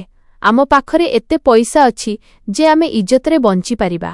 ପାଗଳ ହୁଅନି ନେହା, ସେ ମୋତେ ଝଟକା ଦେଲେ। ପଇସା କେବେ ବି ଯଥେଷ୍ଟ ନୁହେଁ ଓ ଏହି କ୍ୟାମେରାରେ ବି କୌଣସି ନା କୌଣସି ରାସ୍ତା ତୁମେ ବାହାର କରି ହିଁ ଆସିବ। ମୁଁ ତାଙ୍କର ବ୍ଲାଇଣ୍ଡ ସ୍ପଟ୍ସକୁ ବହୁତ ଭଲ ଭାବରେ ଜାଣିଛି, ଯେଉଁଠି ତାଙ୍କ ନଜର ପଡ଼େନି। ତୁମେ ଚିନ୍ତା କରନି। କିନ୍ତୁ ମୋତେ ଜଣାଥିଲା ଯେ ଆମ ଜାଲ ସଂକୁଚିତ ହେଉଥିଲା। ଏହା ଭଗବାନଙ୍କ ତରଫରୁ ଚେତାବନୀ ଥିଲା, ଯାହାକୁ କବିତା ନିଜ ଲୋଭରେ ବୁଝିପାରୁ ନଥିଲେ। ସେହି ସପ୍ତାହରେ ଦିନେ ହସ୍ପିଟାଲରେ ଡେଲିଭରିର କେସ୍ ଅଧିକ ଥିଲା ଓ ଆମ ପାଖରେ ମାଲ ବି ବହୁତ ଜମା ହୋଇଯାଇଥିଲା। କବିତା ଯିଏ ସବୁବେଳେ ବହୁତ ସାବଧାନତାର ସହ କାମ କରୁଥିଲେ, ସେହିଦିନ ଲୋଭ ଓ ଶୀଘ୍ରତା ଭିତରେ ବହୁତ ବଡ଼ ଭୁଲ କରି ବସିଲେ। ସେ ସବୁ ସାମଗ୍ରୀକୁ ଅଲଗା ଅଲଗା ଥଳିରେ ରଖିବା ବଦଳରେ ଏକ ବଡ଼ ମେଡିକାଲ ୱେଷ୍ଟ ବ୍ୟାଗ୍ରେ ପକାଇଦେଲେ, ଯାହାଫଳରେ ଶୀଘ୍ର କାମ ଶେଷ ହୋଇଯିବ। ଯେତେବେଳେ ସେ ଷ୍ଟୋରରୁ ସେହି ବାହାର ବ୍ୟାଗ୍ ନେଇ ବାହାରୁଥିଲେ, ଜଣେ ଜୁନିୟର ନର୍ସ ତାଙ୍କୁ ଦେଖିଲା। ସେ ନମସ୍କାର କଲା ଓ ତାପରେ ଚାଲିଗଲା। କିନ୍ତୁ ତା ମନରେ ଏହି ପ୍ରଶ୍ନ ରହିଗଲା ଯେ ସିଷ୍ଟର କବିତା ଏକୁଟିଆ ଏତେ ବଡ଼ ବ୍ୟାଗ୍ କାହିଁକି ନେଇଯାଉଛନ୍ତି। ସେହି ସନ୍ଧ୍ୟାରେ ଯେତେବେଳେ ମୁଁ ସେହି କଳାଗାଡ଼ିବାଲା ସହିତ ଦେଖା କରିବାକୁ ପଛରେ ପହଞ୍ଚିଲି, ସେ ବହୁତ ଘାବରାଇ ଯାଇଥିବା ଦେଖାଯାଉଥିଲେ। ଶୀଘ୍ର କର, ଏବେ ଏଠାରେ ସିକ୍ୟୁରିଟି ବହୁତ କଡ଼ା ହୋଇଯାଇଛି। ସବୁଆଡ଼େ କ୍ୟାମେରା ଲାଗିଛି। ମୋତେ ଲାଗୁଛି ଯେ ଏହା ଆମର ଶେଷ ଡିଲ୍ ହୋଇପାରେ। ସେ ପଇସା ମୋ ହାତରେ ଦେଉ ଦେଉ କହିଲେ ଓ ତାପରେ ଜୋରରେ ଗାଡ଼ି ଭଗାଇନେଲେ। ତାଙ୍କ କଥା ମୋ ହୃଦୟରେ ବସିଗଲା। ସେଷ୍ଟିଲ୍, ମୋ ହୃଦୟ କହୁଥିଲା ଯେ ସେ ସତ କହୁଛନ୍ତି। ଆମ ଖେଳ ଏବେ ଶେଷ ହେବାକୁ ଯାଉଥିଲା। ଜୁନିୟର ନର୍ସ ମିସ୍ ଡିସୁଜାଙ୍କୁ ସବୁ କହିଦେଲା। ମିସେସ୍ ଡିସୁଜା ପୂର୍ବରୁ ହିଁ ମୋ ଉପରେ ଓ କବିତା ଉପରେ ସନ୍ଦେହ କରୁଥିଲେ। ସେ ତୁରନ୍ତ ସତର୍କ ହୋଇଗଲେ। ସେ ମ୍ୟାନେଜମେଣ୍ଟ ସହିତ କଥା ହୋଇ ପୂର୍ବ ଦିନଗୁଡ଼ିକର ସିସିଟିଭି ଫୁଟେଜ୍ ବାହାର କରାଇଲେ। ପ୍ରମାଣ ତାଙ୍କ ଆଖି ସାମ୍ନାରେ ଥିଲା। ଫୁଟେଜ୍ରେ ସାଫ୍ ଦିଶୁଥିଲା ଯେ ସିଷ୍ଟର କବିତା ଡେଲିଭରି ପରେ ଲେବରରୁ ସିଧା ଷ୍ଟୋର ରୁମ୍ ଯାଉଛନ୍ତି ଓ ଟିକିଏ ପରେ ବାହାର ବ୍ୟାଗ୍ ସହିତ ବାହାରକୁ ଆସୁଛନ୍ତି। ତାପରେ କିଛି ଘଣ୍ଟା ପରେ ମୁଁ ସେହି ଷ୍ଟୋରକୁ ଯାଉଛି ଓ ସେହି ବ୍ୟାଗ୍ ନେଇ ପଛରୁ ବାହାରକୁ ଯାଉଛି। ଏହା ପ୍ରତିଦିନ ଦୋହରା ଯାଉଥିଲା। ଆମର ସବୁ ଯୋଜନା, ଯାହାକୁ ଆମେ ସୁରକ୍ଷିତ ଭାବୁଥିଲୁ, ଏବେ ଛୋଟ ସ୍କ୍ରିନ୍ ଉପରେ କୌଣସି ଫିଲ୍ମ ପରି ଚାଲୁଥିଲା। ପରଦିନ ଯେତେବେଳେ ମୁଁ ନିଜ ସାମଗ୍ରୀ ନେଇ ପଛ ଗେଟ୍ ଆଡ଼କୁ ବଢ଼ିଲି, ମୋ ହୃଦୟ ପୂର୍ବରୁ ହିଁ ଡୁବି ରହିଥିଲା। ଯେମିତି ମୁରୁ ବାହାରକୁ ପାଦ ରଖିଲି, ହସ୍ପିଟାଲର 2 ସିକ୍ୟୁରିଟି ଗାର୍ଡ ଓ ମିସ୍ ଡିସୁଜା ମୋତେ ଘେରିଗଲେ। ନେହା, ଏହି ବ୍ୟାଗରେ କ'ଣ ଅଛି? ମିସ୍ ଡିସୁଜାଙ୍କ ସ୍ୱର ଥଣ୍ଡା ଓ କଡ଼ା ଥିଲା। ଏକ ମୁହୂର୍ତ୍ତ ପାଇଁ ମୋ ଦୁନିଆ ଘୂରିଗଲା। ବ୍ୟାଗ୍ ମୋ ହାତରୁ ତଳେ ପଡ଼ିଗଲା ଓ ଭିତରର ରକ୍ତଭରା ଥଳିଗୁଡ଼ିକ ବାହାରେ ବିଛାଡ଼ି ହୋଇଗଲା। ଗାର୍ଡମାନେ ଘୃଣାରେ ମୁହଁ ଅନ୍ୟ ପଟକୁ କରିନେଲେ। ମୁଁ ଜାଣିଥିଲି ଯେ ଖେଳ ଶେଷ ହୋଇସାରିଛି। ମୁଁ ସେଇଠି ଜମିନ ଉପରେ ପଡ଼ିଗଲି ଓ କାନ୍ଦିବାକୁ ଲାଗିଲି। ସିଷ୍ଟର କବିତାଙ୍କୁ ହସ୍ପିଟାଲର ଡାଇରେକ୍ଟରଙ୍କ ଅଫିସକୁ ଡକାଗଲା। ସେ ମିଛ କହିବାର ପୂରା ଚେଷ୍ଟା କଲେ, କିନ୍ତୁ ଯେତେବେଳେ ଭିଡିଓ ପ୍ରମାଣ ସାମ୍ନାରେ ରଖାଗଲା, ତାଙ୍କର ସବୁ ଅହଙ୍କାର ଓ ଭରସା ଭାଙ୍ଗିଗଲା। ତାଙ୍କ ଚିତ୍କାର ପୂରା ଫ୍ଲୋରରେ ଶୁଣାଗଲା। କୁ ଡକାଗଲା। ଏହି ସ୍କାଣ୍ଡାଲ ପୂରା ସହରରେ ନିଆଁ ପରି ବ୍ୟାପିଗଲା। ହସ୍ପିଟାଲର ଶାଖକୁ ବଡ଼ ଝଟକା ଲାଗିଲା। ସେହି କଳା ଗାଡ଼ିବାଲା ଲୋକର କୌଣସି ପତ୍ତା ମିଳିଲାନି। ଯେମିତି ହିଁ ତାକୁ ବିପଦ ହେଲା, ସେ ଏମିତି ଗାୟବ ହୋଇଗଲା ଯେମିତି କେବେ ଥିଲା ହିଁ ନାହିଁ। ଏହି ପୂରା ଖେଳରେ କେବଳ ସେ ହିଁ ବଞ୍ଚିଲା। ମକଦ୍ଦମା ଚାଲିଲା। ସିଷ୍ଟର କବିତା ପାଠ ପଢ଼ିଥିବା ଓ ସିନିୟର ନର୍ସ ହେବା କାରଣରୁ ନିଜ ପେସାକୁ କଳଙ୍କିତ କରିବାର ଅପରାଧରେ ଅଧିକ କଠୋର ଦଣ୍ଡର ହକଦାର ଠହରିଲେ। ମୋତେ ତାଙ୍କ ତୁଳନାରେ କମ୍ ଦଣ୍ଡ ମିଳିଲା, କିନ୍ତୁ ସଳାଖ ମୋର ବି ଭାଗ୍ୟ ହେଲା। ଯାହା କିଛି ମୁଁ କମାଇଥିଲି ମାଇନସ୍ ଘର, ଗାଡ଼ି, ପଇସା ସବୁ ଶେଷ ହୋଇଗଲା। ମୋ ପରିବାର ପୁଣି ସେହି କୁଡ଼ିଆକୁ ଫେରି ଆସିଲା। କିନ୍ତୁ ଏଥର ସେମାନଙ୍କ ମୁଣ୍ଡ ଉପରେ ଗରିବୀ ସହିତ ବଦନାମୀର ଦାଗ ବି ଥିଲା। ମା ସେହି ଆଘାତରେ ଅସୁସ୍ଥ ହୋଇଗଲେ ଓ ମୋ ପିଲାମାନେ ନିଜ ମାଙ୍କ କର୍ମର ଦଣ୍ଡ ଲୋକଙ୍କ ତାତ୍ସଲ୍ୟ ରୂପରେ ଭୋଗୁଥିଲେ। ଆଜି କେତେକ ବର୍ଷ ପରେ ମୋର ସେହି ସରୁ କୋଠରୀରେ ବସି ନିଜ ଜୀବନ ଉପରେ ନଜର ପକାଉଛି। ମୁଁ ନିଜ କର୍ମ ଉପରେ ଲଜ୍ଜିତ ଅଛି।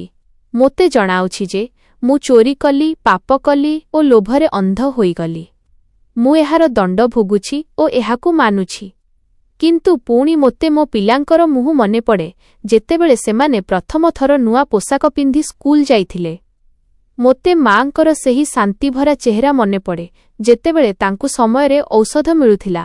ଯାହା କିଛି ବି ମୁଁ କଲି, ତାର ଆରମ୍ଭ ଲୋଭରୁ ନୁହେଁ, ବରଂ ମଜବୁରି ଓ ମମତାରୁ ହୋଇଥିଲା। ମୋର ପାପ କେବଳ ଏତିକି ଥିଲା ଯେ ମୁଁ ନିଜ ପିଲାଙ୍କ ପାଇଁ ଏକ ଭଲ ଜୀବନର ସ୍ୱପ୍ନ ଦେଖିଲି। ମୁଁ ଭୁଲ ରାସ୍ତା ବାଛିଲି ଓ ତାର ପରିଣାମ ବହୁତ ଖରାପ ହେଲା। କିନ୍ତୁ ଯେତେବେଳେ ମୁଁ ରାତିର ଅନ୍ଧାରରେ ନିଜ କୁଡ଼ିଆରେ ନିଜ ଭୋକିଲା ପିଲାଙ୍କ ମୁହଁ ଦେଖୁଥିଲି, ସେହି ସମୟରେ ମୋତେ ଆଉ କୌଣସି ଦ୍ୱିତୀୟ ରାସ୍ତା ନଜର ହିଁ ଆସିନଥିଲା। ମୁଁ ମୂଲ୍ୟ ଦେଲି ଓ ବହୁତ ଭାରି ମୂଲ୍ୟ ଦେଲି। କିନ୍ତୁ କ'ଣ ସେହି ଖୁସିର କିଛି ମୁହୂର୍ତ୍ତ, ଯାହା ମୁଁ ନିଜ ପରିବାରକୁ ଦେଇଥିଲି, ସେହି ଦଣ୍ଡଠାରୁ ଅଧିକ ଦାମୀ ଥିଲା? ଏହି ପ୍ରଶ୍ନର ଜବାବ ହୁଏତ ମୋତେ କେବେ ମିଳିବନି। ହରାମର ଦୌଲତ ସମୟ ପାଇଁ ସୁବିଧା ଦେଇପାରେ, କିନ୍ତୁ ମଣିଷର ଶାନ୍ତି ଓ ଇଜ୍ଜତକୁ ସବୁବେଳ ପାଇଁ ଛଡ଼ାଇ ନିଏ। ଖେର ସରୁ କୋଠରୀର ଥଣ୍ଡା କାନ୍ଥ ଉପରେ ସମୟ ଯେମିତି ଥମି ଯାଇଥିଲା। ପ୍ରତ୍ୟେକ ଗୁଜୁରି ଯାଉଥିବା ଦିନ ଏକାଭଳି ବିଷାଦ ନେଇ ଆସୁଥିଲା। ମୁଁ ଏବେ ବି ନିଜ ପିଲାଙ୍କ ଭବିଷ୍ୟତ ଓ ମାଙ୍କ ସ୍ୱାସ୍ଥ୍ୟ ବିଷୟରେ ଭାବି ଭାବି ଭିତରେ ଘାଣ୍ଟି ହେଉଥିଲି। ମୁଁ ଯାହା କଲି ତାହା ପାପ ଥିଲା, କିନ୍ତୁ ତାର ମୂଳ ମୋ ହୃଦୟରେ ବଢ଼ୁଥିବା ପ୍ରେମ ଓ ମଜବୁରିରେ ଥିଲା। ମୁଁ ନିଜକୁ ଏହି ପ୍ରଶ୍ନ ଅନେକ ଥର ପଚାରିଛି, ମାଇନସ୍ କ'ଣ ଆଉ କୌଣସି ରାସ୍ତା ନଥିଲା? କ'ଣ ମୁଁ ହାର ମାନି ନେଇଥିଲି? ଏକ ସନ୍ଧ୍ୟାରେ ପାଠାଗାରରେ କାମ କରୁଥିବା ବେଳେ ମୋ ନଜର ଏକ ପୁରୁଣା ଡାଏରୀ ଉପରେ ପଡ଼ିଲା। ତାହା କୌଣସି ପୂର୍ବ କଏଦୀର ଥିଲା। ପୃଷ୍ଠାଗୁଡ଼ିକ ହଳଦିଆ ପଡ଼ିଯାଇଥିଲା, କିନ୍ତୁ ସେଥିରେ ଲେଖାଥିବା ଶବ୍ଦଗୁଡ଼ିକ ଗଭୀର ଥିଲା। ସେହି ମହିଳା ଜଣକ ବି ମୋ ପରି ଭୁଲ କରିଥିଲେ, ଲୋଭ ଓ ଶୀଘ୍ରତାରେ ଏକ ଅବୈଧ ରାସ୍ତା ବାଛିଥିଲେ। ମାତ୍ର ସେ ଲେଖିଥିଲେ ଯେ ଆସିବା ପରେ ସେ ନିଜକୁ ସମ୍ପୂର୍ଣ୍ଣ ବଦଳାଇ ଦେଇଛନ୍ତି। ସେ ପାଠ ପଢ଼ିଲେ, ହୁନର ଶିଖିଲେ ଓ ବାହାରକୁ ବାହାରି ଏକ ସଚ୍ଚୋଟତାର ନୂଆ ଜୀବନ ଆରମ୍ଭ କଲେ। ସେ ଲେଖିଥିଲେ, ପାପ କରିବା ଏକ ଭୁଲ ହୋଇପାରେ, କିନ୍ତୁ ସେହିରୁ ଶିଖିବା ନାହିଁ, ତାହା ଆଉ ଏକ ବଡ଼ ପାପ। ସେହି ଡାଏରୀର ଶବ୍ଦ ମୋ ମନରେ ଏକ ନୂଆ ଆଲୋକ ଜଳାଇଲା। ମୋତେ ଅନୁଭବ ହେଲା ଯେ ମୁଁ ନିଜ ଦଣ୍ଡ କାଟି ବାହାରିଗଲେ ବି ଯଦି ମୋର ମନ ନ ବଦଳେ, ତେବେ ମୁଁ ପୁଣି ସେହି ଦଳଦଳରେ ଫସିପାରେ। ମୁଁ ଉପଲବ୍ଧ ଶିକ୍ଷା କାର୍ଯ୍ୟକ୍ରମରେ ଭାଗ ନେବା ଆରମ୍ଭ କଲି। ମୁଁ ସିଲେଇ କଢ଼େଇ ଶିଖିଲି, ଯାହାଫଳରେ ବାହାରକୁ ବାହାରି ସମ୍ମାନଜନକ ତରିକାରେ କିଛି କମାଇ ପାରିବି। ମୁଁ ନିଜ ସିନିୟର ନର୍ସ ସିଷ୍ଟର କବିତାଙ୍କୁ କେବେ ଦେଖିନି। ଶୁଣିଥିଲି ଯେ ସେ ନିଜ ଦଣ୍ଡ କାଟୁଛନ୍ତି ଓ ତାଙ୍କ ଅହଙ୍କାର ଭାଙ୍ଗିଯାଇଛି। ମୋର ତାଙ୍କ ଉପରେ ଏବେ କୌଣସି ବୈର ନଥିଲା। ଏବେ ମୋ ଲଢ଼େଇ କେବଳ ନିଜ ସହିତ ଥିଲା, ନିଜ ଅତୀତର ଫାଇସଲା ସହିତ। କେତେକ ବର୍ଷ ପରେ ଯେତେବେଳେ ମୁରୁ ବାହାରିଲି, ତ ବାହାର ଦୁନିଆ ପୂର୍ବ ଅପେକ୍ଷା ଆହୁରି କଠୋର ଲାଗୁଥିଲା। ମୋ ମଥାରେ କଏଦୀର ଦାଗ ଥିଲା। ସହରର ଲୋକେ ମୋତେ ଘୃଣାରେ ଦେଖୁଥିଲେ। ମୋ ପରିବାର ଏବେ ବି ସେହି କୁଡ଼ିଆରେ ଥିଲେ। ମା ଏବେ ଆହୁରି ବୃଦ୍ଧା ଓ ଦୁର୍ବଳ ହୋଇ ସାରିଥିଲେ। କିନ୍ତୁ ସେ ମୋତେ କୋଳେଇ ନେଲେ। ଏବେ ତୁ ଫେରି ଆସିଲୁ ନେହା, ବସ୍ ଏହା ହିଁ ଜରୁରୀ। ତାଙ୍କ ସ୍ୱରରେ ବର୍ଷ ବର୍ଷର କଷ୍ଟ ଓ ପ୍ରେମ ଥିଲା। ମୋ ପିଲାଙ୍କ ଆଖିରେ ଏବେ ଶରାରତ ବଦଳରେ ଏକ ଅଜବ ବିଷାଦ ଥିଲା। କିନ୍ତୁ ସେମାନେ ମୋ ଆଡ଼କୁ ଆଶାରେ ଚାହିଁଲେ। ମୁଁ ତୁରନ୍ତ ସିଲେଇ କଢ଼େଇର ଛୋଟ ଛୋଟ କାମ ଆରମ୍ଭ କରିଦେଲି। କାମ ବହୁତ ଛୋଟ ଥିଲା, ରୋଜଗାର ବହୁତ କମ୍, କିନ୍ତୁ ସେଥିରେ ଶାନ୍ତି ଥିଲା। ଏବେ ମୁଁ ନିଜ ରୋଜଗାରରୁ ଡରି ଡରି ଶୋଉନଥିଲି, ବରଂ ଇଜ୍ଜତର ନିଦ ଶୋଉଥିଲି।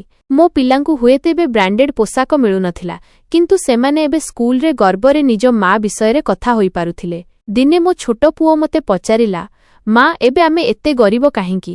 ପୂର୍ବରୁ ତ ଆମ ପାଖରେ ସବୁ କିଛି ଥିଲା। ମୁଁ ତାକୁ ଆଦରରେ ପାଖରେ ବସାଇ କହିଲି, ପୁଅ, ପୂର୍ବରୁ ଆମ ପାଖରେ ଯାହା କିଛି ବି ଥିଲା, ତାର ମୂଳଦୁଆ ଦୁର୍ବଳ ଥିଲା।